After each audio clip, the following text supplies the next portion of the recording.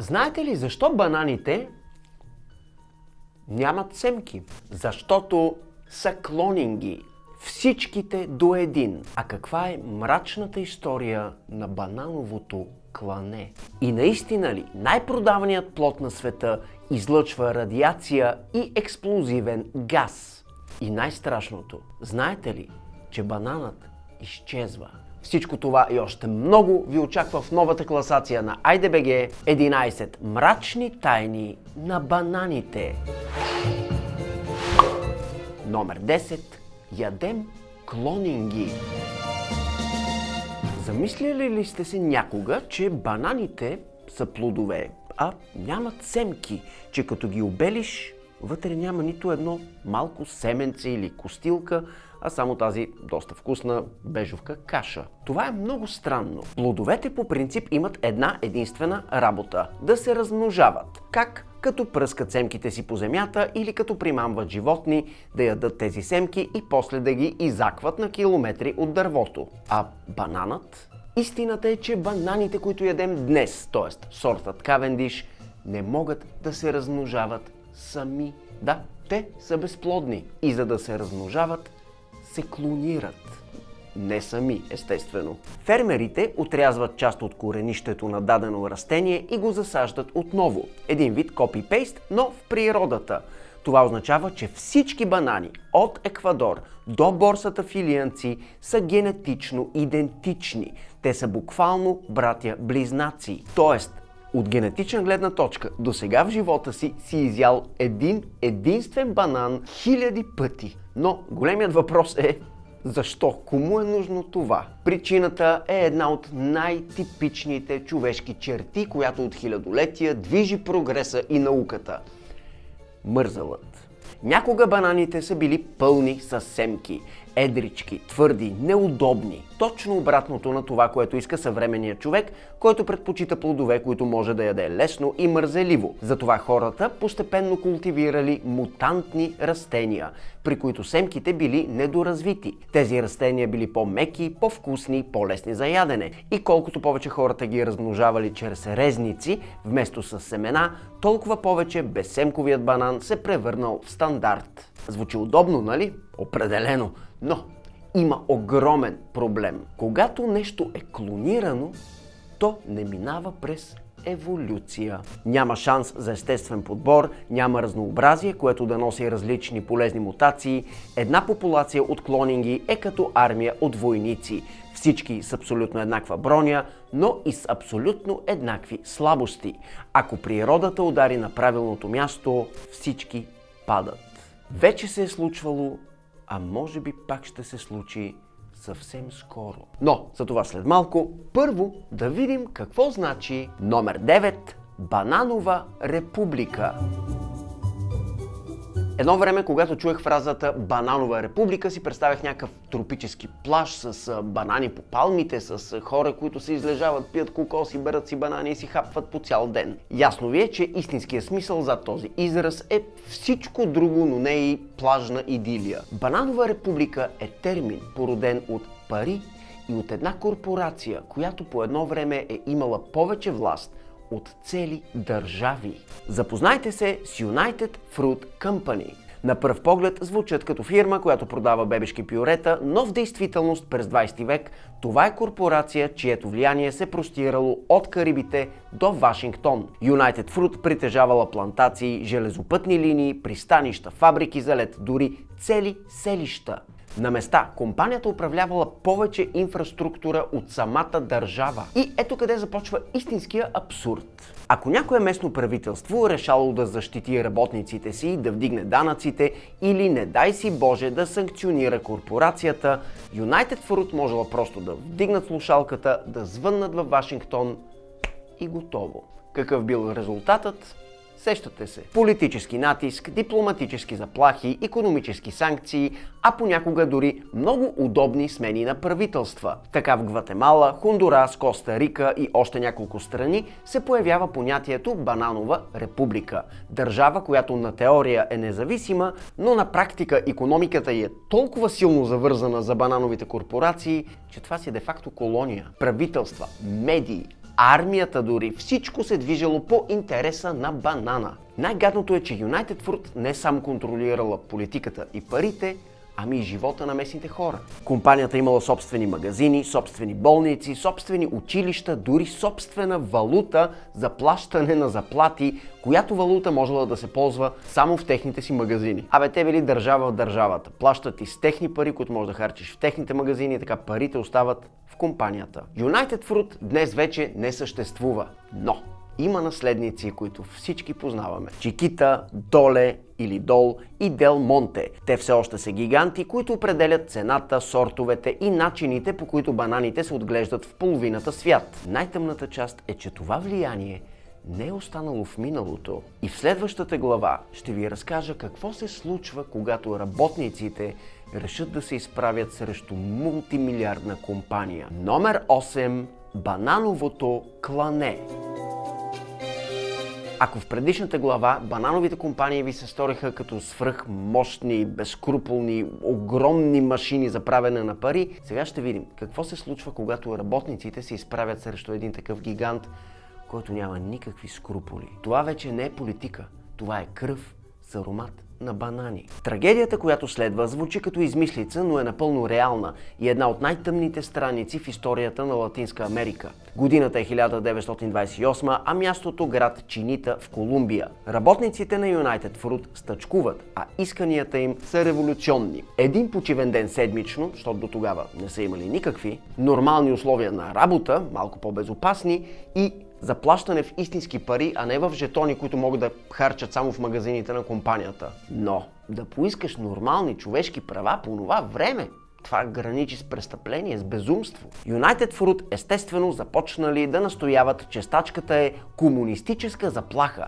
и изпратили писма до правителството и до американското посолство. В поне години това е все едно да кажеш: елате оправим нещата по бързия начин. Колумбийската армия пристига на площада, където хиляди работници и семействата им протестирали мирно. Войниците получили заповед да разпръснат тълпата. Проблемът бил, че хората не искали да се разпръсват, те искали да преговарят. И тогава войниците получили друга заповед и открили огън. Колко били жертвите? Официалната бройка е неясна. Правителството на Колумбия твърди, че са няколко десетки. Американски доклади споменават над 1000, а местните говорят за вагони натоварени с тела. Истината едва ли някога ще излезе наяве, но едно е сигурно. Това е най-кървавият трудов конфликт в историята на Латинска Америка, останал с името Банановото клане. Случката е толкова шокираща, че Габриел Гарсия Маркес я използва в романа си «100 години самота».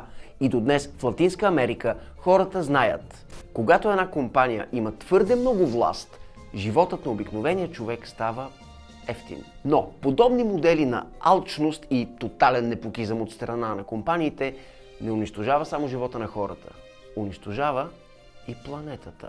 Номер 7. Бананите ядат джунгла.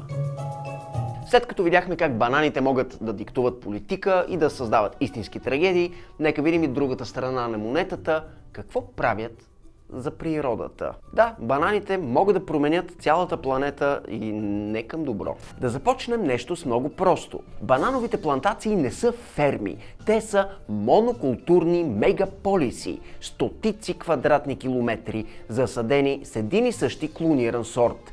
Никакво биоразнообразие, никакви други растения, никакви животни, освен ако не борите някой заблуден гущер или някоя маймуна, между другото отстрелват ги. За да се създадат тези огромни площи за отглеждане на банани, в много държави в Латинска Америка, в Азия се прави нещо дребно. Джунглата се изчиства.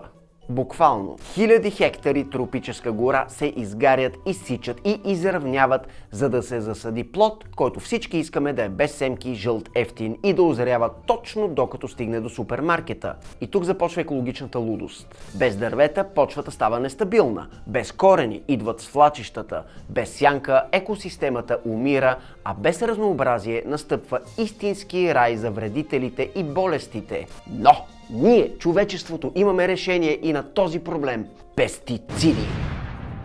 Банановите плантации са сред най-пръсканите земеделски площи на света. Толкова много химия, че в някои региони самолетите изпръскват цели облаци от фунгициди и инсектициди, които се стоварват върху растенията, но и върху реките, дъждовните гори, животните и хората. Ясен ви е резултатът? Болести при работниците, замърсена вода, унищожени местни видове и цели мъртви зони в реките. В Коста Рика, например, са документирани селища, където почти всяко семейство страда от бъбречни проблеми, свързани с банановата индустрия.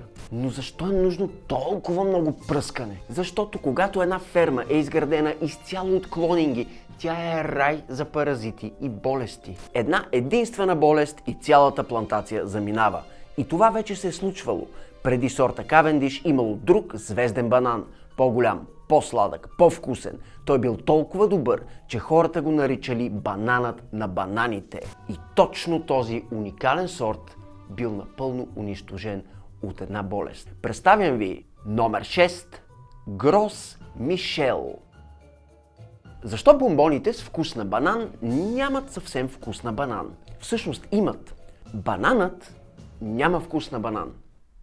Не съм пил. Бананът, който светът обича днес, Кавендиш, не е истинският вкус на бананите от миналото. Истинският цар на бананите бил друг сорт. По-голям, по-жълт, по-сладък, по-ароматен. Казвал се Грос Мишел или както му викали по това време, Биг Майк. Големия Майк.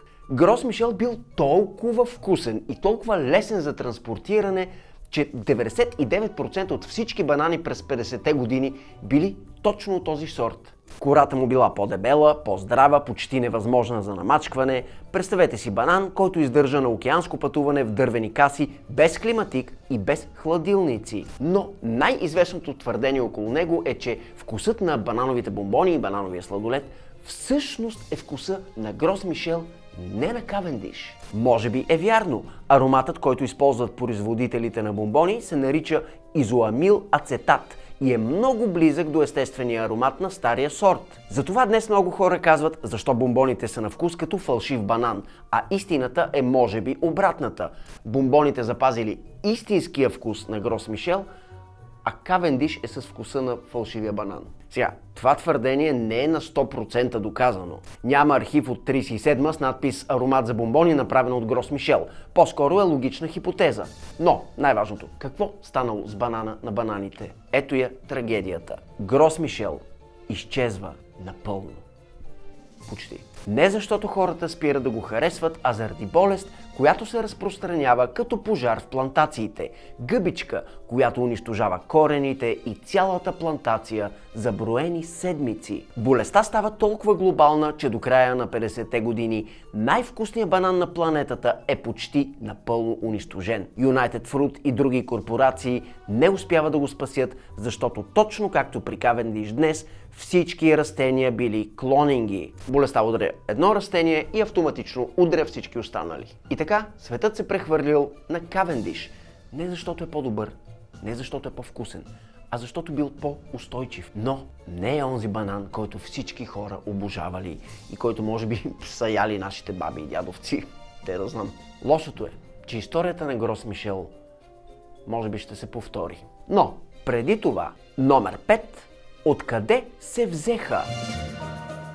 Ако ви питам, окей, откъде се взеха изобщо бананите на планетата, вероятно ще кажете Африка, други ще кажат Америка, но това е на хиляди километри от истината. Археологически данни показват, че бананите са били култивирани преди повече от 7000 години в Папуа Нова Гвинея, после в Индонезия и Филипините.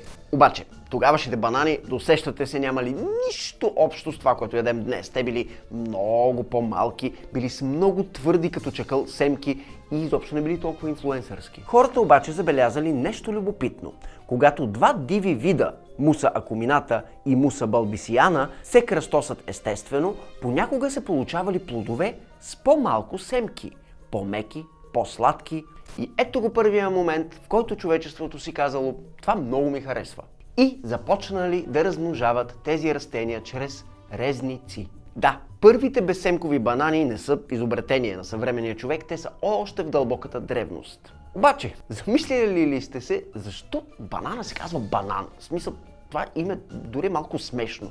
банан. Малко етимология, за да станем още по-културни. Най-широко приетия произход на думата банан е от Западна Африка. Думата банана. От езика волов. Арабските търговци я подхващат и я разпространяват през Северна Африка, после Испания я заимства и Европа я копира. Но има една много забавна част. Арабската дума за банан не е банан, а е муса. Но знаете ли какво значи банан на арабски? Пръст.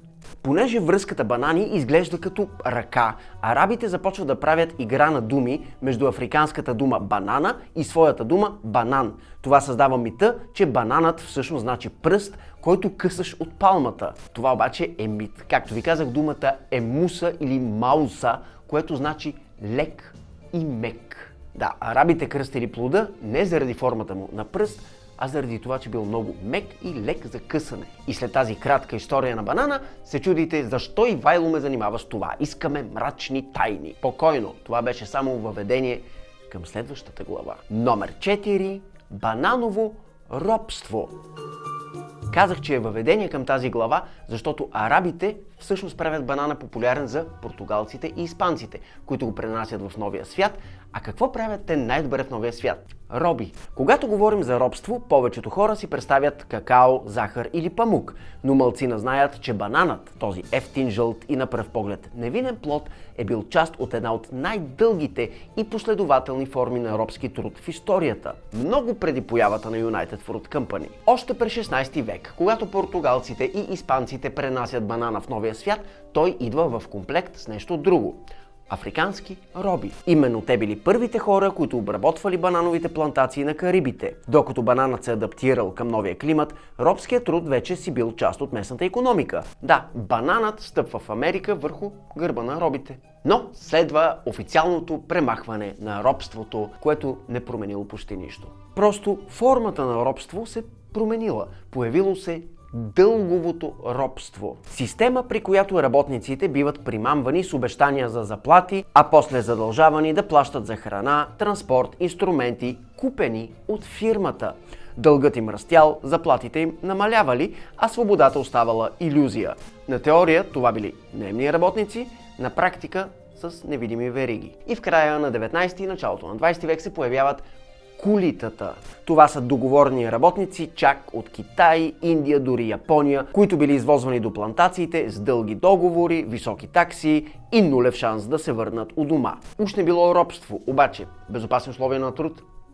Моля ви се. Заплати? Стига бе. Непосилни работни норми? Това го имало. Наказания, дори физически, ако не си свършиш работата? Разбира се.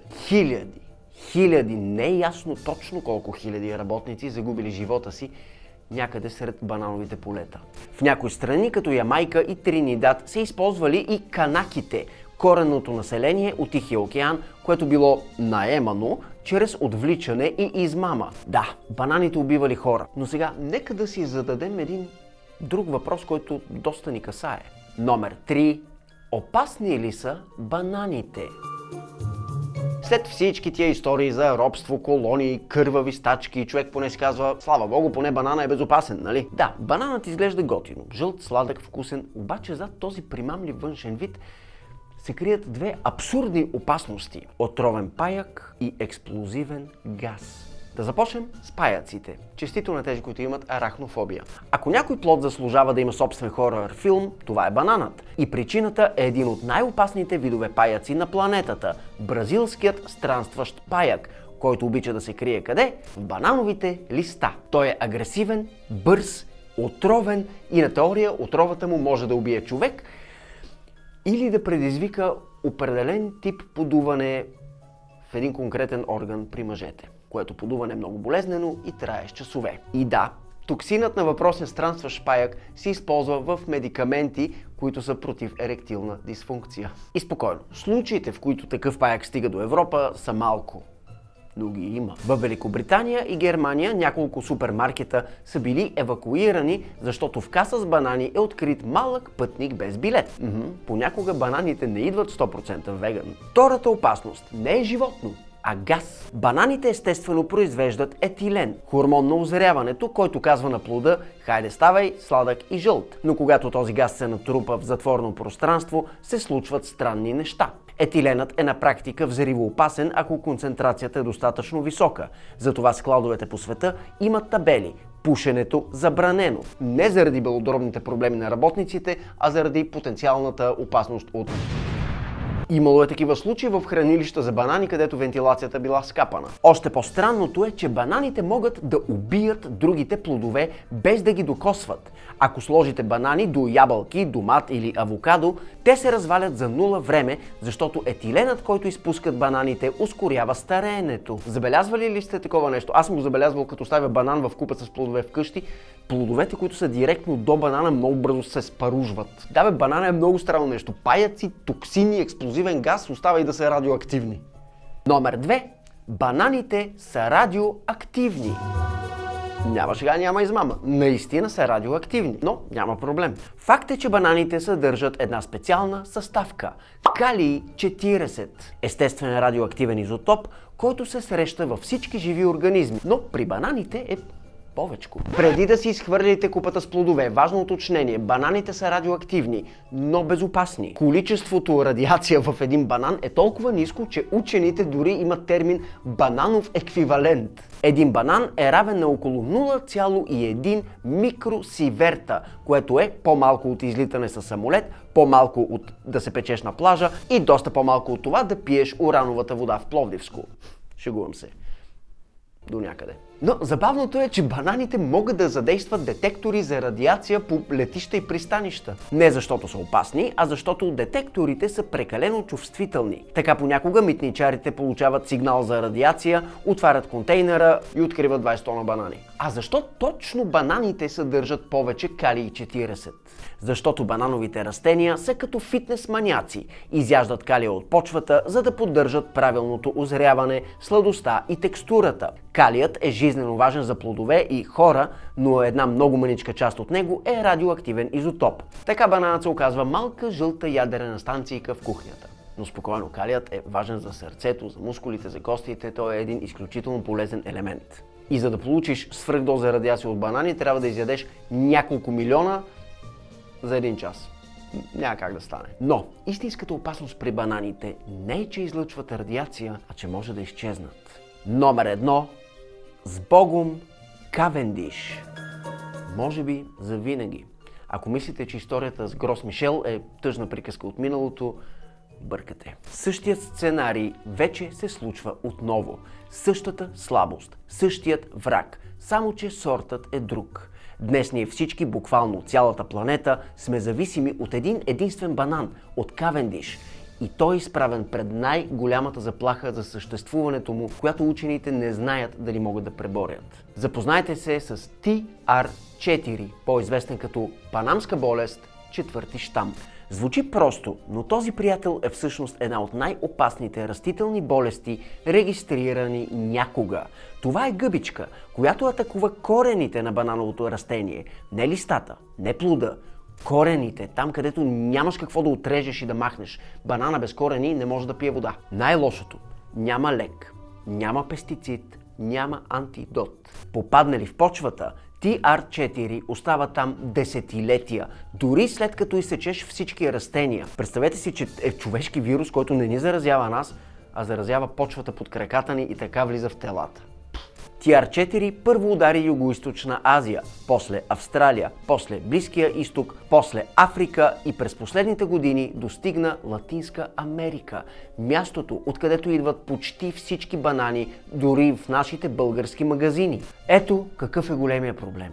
Кавендиш е клонинг, казах ви. Копие на копие на копие на едно единствено растение, появило се преди 100 години. Кавендиш няма генетични вариации, няма естествени мутации, няма армия от различни войници, които да оцелеят, ако TR4 удари сорта.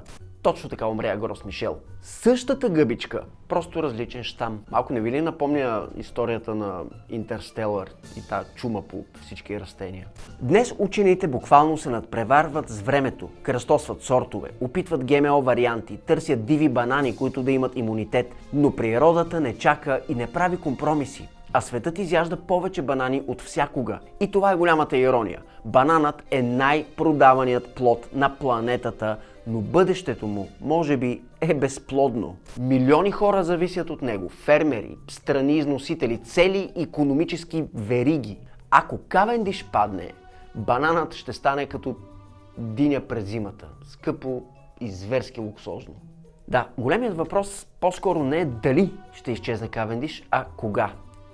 И дали има кой да го замени. Яко е да знаеш плантан. Това, според мен, е бананът, който може да спаси света. Когато бяхме в Коста Рика, се сблъскахме с плантана. Това не е нормалният банан, за който всички сме свикнали. Взимаш, белиш, ядеш. Той се готви. Той не е сладък. Трябва да го пържиш, печеш или вариш, за да стане за нещо. И първо си казахме, после го пробвахме и си казахме, Плантанът е най-подценяваният братовчет на банана и един от най-важните хранителни източници в тропиците. За разлика от банана Кавендиш, плантанът не е десерт, а храна. Мислете за него като за тропически картоф с форма на банан. Пържен става като чипс. Озрял и леко презрял става много десертен, защото се изпълва с меласа. А като е зелен, можете да го режете на бананови филийки да ги печете. Плантанът е основната храна на милиони хора в Африка, Карибите, Латинска Америка и държи цели държави буквално сити. И защо аз смятам, че плантанът може би е бананът на бъдещето?